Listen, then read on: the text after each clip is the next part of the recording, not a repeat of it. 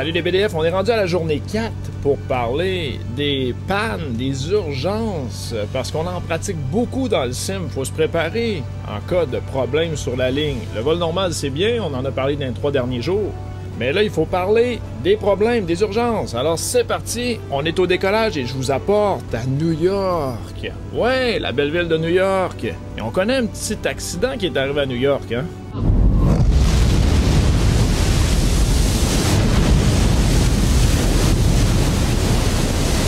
Alors on se souvient que pour décoller, ça nous prend des volets, les hélices complètement en avant, on enlève le control lock et les freins.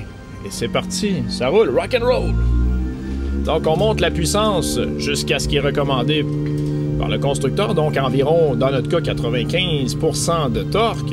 Et je garde avec le bout de mes pieds sur le talon. Moi, c'est ce que je fais pour utiliser mon rudder, pour garder l'avion bien au centre.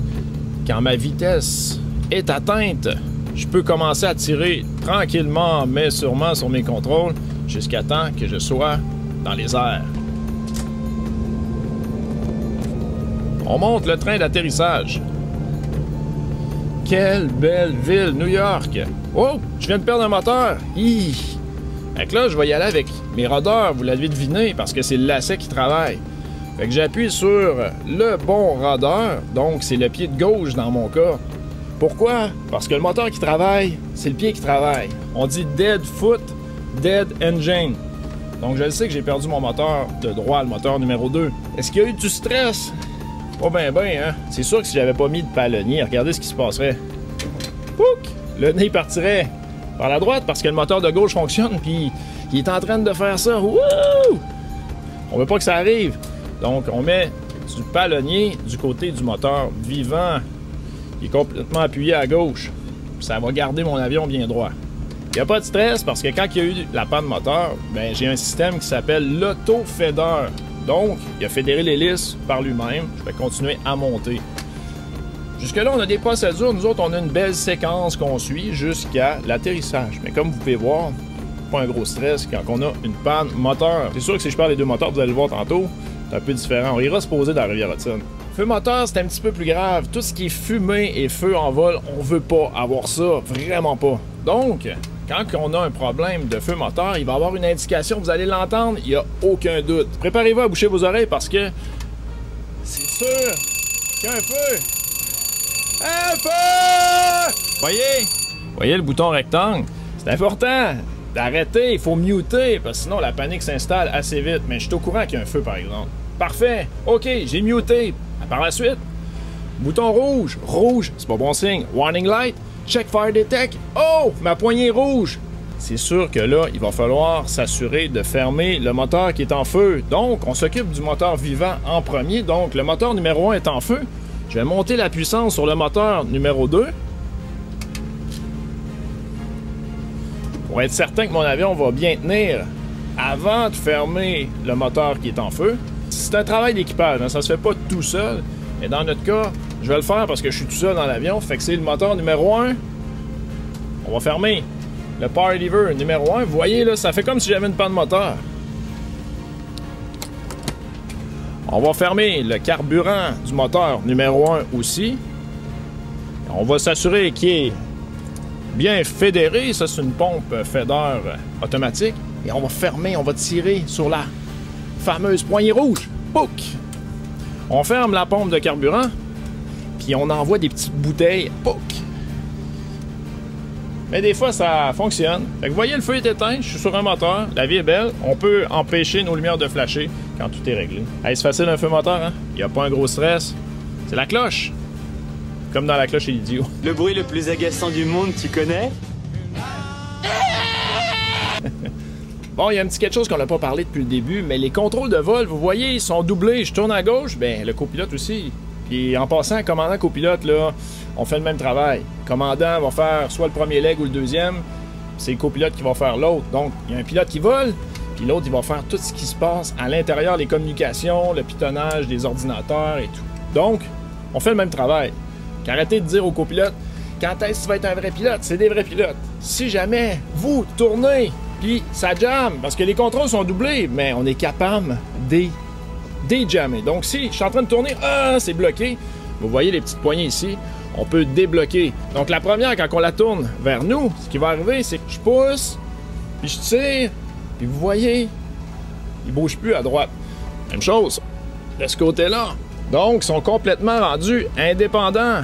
Fait que si vous voulez vous battre, si je pousse là, puis je tire là, yeah.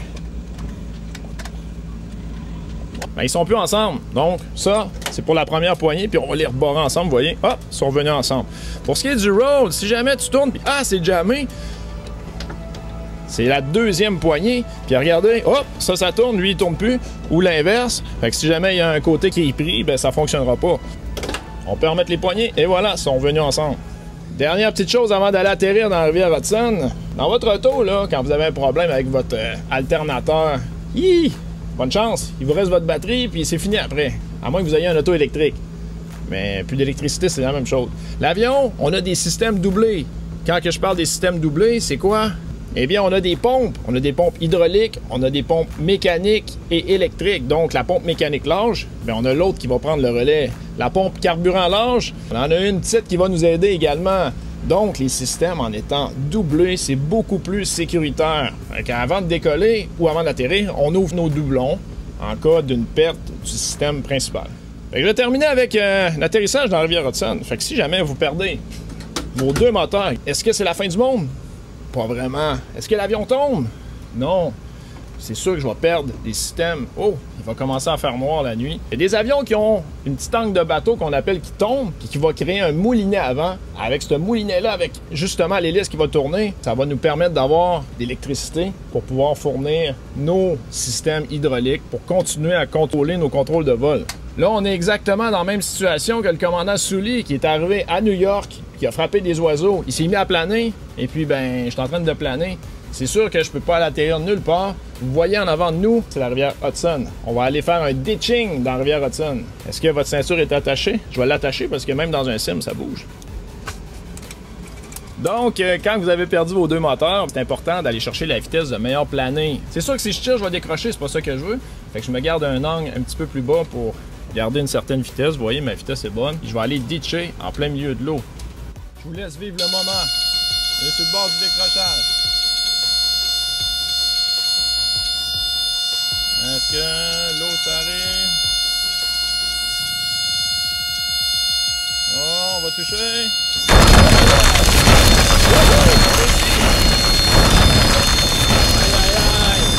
Vous voyez, on est en train de flotter. Évacuez. Ici. Batterie, voilà. Là, je vais aller m'occuper des passagers. C'est bien important. On les laissera pas couler au fond de l'eau. On a une sortie juste au-dessus. Et puis sinon, c'est en arrière. Le commandant, c'est le dernier à quitter le navire. Puis dans ce cas-là, c'est vraiment un navire, hein? Alors là-dessus, les BDF, j'espère que vous avez aimé ma série de 4 petites vidéos sur l'aviation. Ça vous aide à comprendre des choses qui vont vous rassurer ou vous aider justement à passer à travers de l'anxiété. On sait pas, parce que quand on connaît pas les choses, c'est toujours un peu plus stressant. Alors j'espère que vous avez aimé. Là-dessus, n'oubliez pas, le futur commence maintenant. Puis de mon côté, moi je m'en vais travailler sur l'actualité spatiale parce que là, on est samedi puis c'est demain. Oubliez-le pas, aux alentours de midi, ça va sortir toujours plein d'actualités spatiales. Hey, adios, amigos!